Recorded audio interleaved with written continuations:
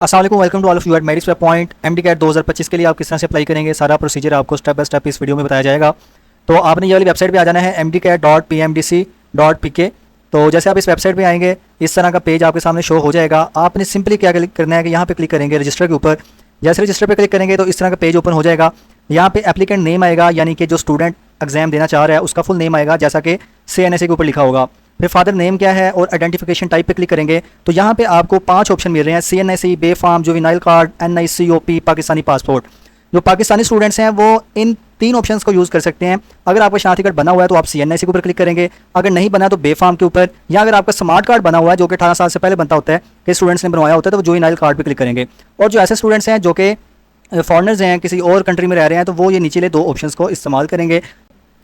अगर यहाँ पे आप CNSE के ऊपर क्लिक करेंगे तो यहाँ सिंपली आपका नीचे CNSE नंबर आएगा, फिर CNSE की इशू डेट आएगी कि आपके CNSE के ऊपर लिखी होती है। और अगर आप बे फार्म की बेस पे कर रहे हैं तो बे फार्म के ऊपर भी एक तरीक़े अजरा लिखी होती है, वो आप वहाँ से देख लेंगे।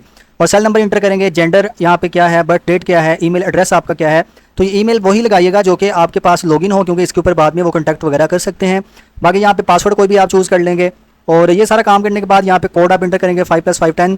तो साइन अप के ऊपर क्लिक कर देंगे। जैसे साइन अप के ऊपर क्लिक होगा फिर आप यहाँ पे अपनी ईमेल और जो पासवर्ड अभी आपने रखा था वो लगा के लॉगिन कर लेंगे। अच्छा, एक बात याद रखिएगा, यहाँ पे पासवर्ड आप कोई भी लगा सकते हैं। कई बच्चे कहते हैं सर जी हमें अपनी ईमेल का पासवर्ड याद नहीं है, तो ज़रूरी नहीं है कि आपने ईमेल का पासवर्ड लगाना है, आप कोई भी नया पासवर्ड रखेंगे। और एक बात याद रखिएगा कि अगर आपने 2024 में भी अप्लाई किया था तो इस साल आप दोबारा अगर MD कैट देने चाह रहे हैं तो आपको दोबारा ही सारा प्रोसीजर करना पड़ेगा। ऐसा नहीं है कि आप कहें कि मैंने पिछले साल अप्लाई किया था तो उसी के बेस पे लॉगिन हो जाएगा, तो ऐसा नहीं होगा। ये फॉर्म आपको दोबारा से फिल करना पड़ेगा।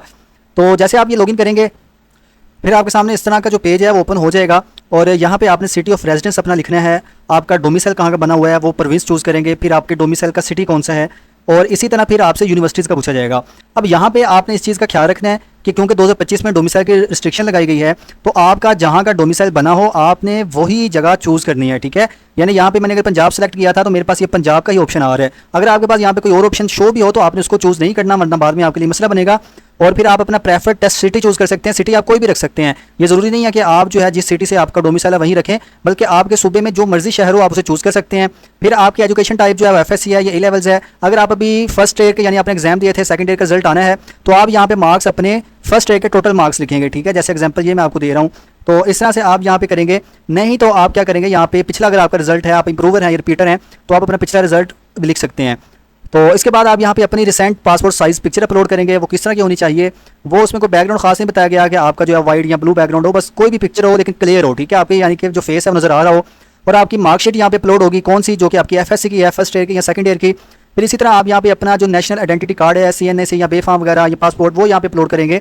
और एक चीज़ और जो कि 2025 में है, आपने अपना डोमिसाइल भी अपलोड करना है। यहाँ पे आपके डोमिसाइल की पिक्चर आ जाएगी। ये यहाँ पे अपलोड करने के बाद जिनका डोमिसाइल नहीं बना हुआ वो बनवा लेंगे, तकरीबन 1 हफ्ते में बन जाता होता है। इसका मेथड वगैरह आप पूछ लीजिएगा, जो भी आपके जानने वाले हों उस तरह के, या वीडियोस वगैरह देख लीजिएगा, तो इजी प्रोसेस होता है। 1 हफ्ते में आपका डोमिसाइल बन जाता है, तो ये लाजमी बनवाइएगा। फिर आप यहाँ पे अपडेट एप्लीकेशन पे या सबमिट एप्लीकेशन पे क्लिक कर देंगे। फिर इस तरह का ऑप्शन शो करवाया जाता है पेमेंट स्टेटस का कि पे नाउ। पे नाउ पे आप जब क्लिक करते हैं तो यहाँ से आपने फीस पे करनी होती है। आपको 2 ऑप्शंस दिए जाते हैं, ये ऊपर थोड़ी सी इन्फॉर्मेशन गिवन है। फिर नीचे ये है कि या तो आप इसे ऑनलाइन पेमेंट कर दें या आप चलान के थ्रू करें। अब इसमें ना मसला पता क्या है, आप लोग जब करते हैं ऐसे चलान के थ्रू या खुद कार्ड के थ्रू पेमेंट कर रहे होते हैं, कोई भी इशू आता है। ये चलान के थ्रू तो ऐसा होता है कि जब आप चलान जमा करवाते हैं तकरीबन 2 दिन या 5 दिन या 10 दिन तक वो पेंडिंग में स्टेटस रहता है। यानी आपकी फीस तो यहाँ से चली जाती है, लेकिन आपका जो स्टेटस है ना वो यहाँ पे पोर्टल के ऊपर पेड नहीं होता, वो अनपेड ही रहता है। या अगर आप कार्ड के थ्रू भी करते हैं, अगर कोई बीच में कोई इशू आ जाए इंटरनेट का या कोई भी, तो फिर भी आपकी जो पेमेंट है वो स्टक हो जाती है, यानी कि फंस जाती है। फिर आपको PMDC से रब्ता करना पड़ता है, और ये जो नंबर वगैरह गिवन है, ईमेल है, इस पर आपको काफ़ी ज़्यादा खपना पड़ता है। तो इसके लिए मेडिक्स ने लास्ट ईयर भी अपने स्टूडेंट्स को सर्विस दी हुई थी अप्लाई करने की। इस साल भी हम सर्विस प्रोवाइड कर रहे हैं, आप रब्ता कर लीजिएगा। हमारी जो टीम है वो आपका फ़ौरन अप्लाई भी करके देगी, आपका पेड स्टेटस भी यहाँ पे शो होगा, आप अपना पोर्टल लॉगिन करके भी देखेंगे। तो इस तरह यह है कि आपका जो ये अप्लाई वाला प्रोसीजर है ये सिंपली उसी वक्त हो जाता है, और इसमें आपसे कोई चार्ज भी ज़्यादा नहीं किया जा रहा।